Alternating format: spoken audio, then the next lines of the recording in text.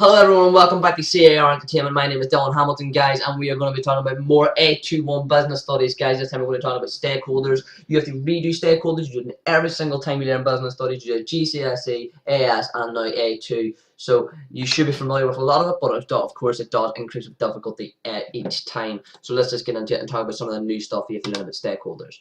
So essentially, what is a stakeholder? You can use the definition from any of the previous year you've been given, but the one for this year is all people who have a stake in a particular issue in a business. They can be groups of people, organizations, institutions, and sometimes individuals. A stakeholder will be characterized as an internal stakeholder, such as directors, managers, and employees. They can be connected, this is a new one, which is shareholders, customers, suppliers, advisors, consultants, and competitors. And then you also have external, which are government, the local community, pressure groups, and the media. A stakeholder group will vary both in terms of their interest in the business activities and also their plans to influence business decisions.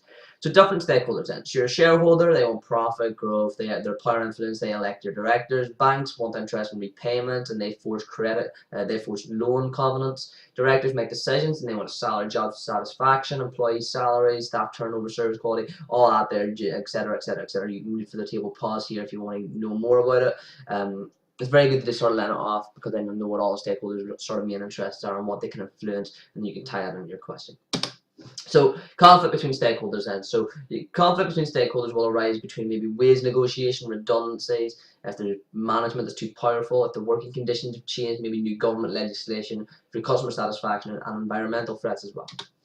Stakeholder mapping. This is something brand new. So stakeholders that have a high level of power and a high level of interest are key players that take notice and engage directly with the business. But if they have high power and a low level, you just need to keep them satisfied because they have high power. And if they have low power but a high interest, then you just communicate regularly because they have a high interest, really. But then if they have low and low, then you can communicate only when necessary. So you don't really need to. It's only whenever it's a must situation. So potential conflict between stakeholders, then these are just a couple which that can be interesting to bring up. So you can cut jobs to reduce costs. This will be supported by shareholders and banks, but opposed by employees in the local community. You can also add extra shifts to increase the factory capacity. This is supported by the management, customers, suppliers, but opposed by the local community. You can introduce new machinery to replace manual work, very similar to the supported by for cutting jobs. You can customers will support this and your shareholders, and also the employees will oppose this. You can also increase selling prices significantly to improve profit margins. This will be supported by shareholders and management, but opposed by customers. The different strategies to deal with conflict and objectives, they include improving communication where stakeholders are fully aware of what aims and implications of the objectives and you're more willing to accept them. Effective communication system amongst your stakeholders are fully aware of the objectives, although this process can be time consuming. Arbitration and satisfying is also there, which is necessary to liaise with stakeholders so you can find a final solution that is acceptable to all interested parties. This can be time consuming and costly, and also usually your initial objective will be completely lost. And then finally, you can ignore the problem and enforce a solution where you'll just ignore the issue and proceed with your initial plan. It's speedy, but it may result in more conflict.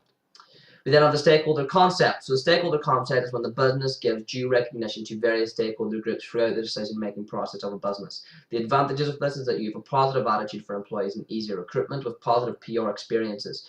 It is then easier to access resources if the supplier is treated fairly, which results in an increased level of customer satisfaction. Disadvantage though is that it's a time-consuming process, and then you can disclose confidential information, meaning you lose your competitive advantage. Thank you for watching this video from C.A.R Entertainment on A21 Business Studies Stakeholders. I've been Dylan Hamilton, and I'll see you next time.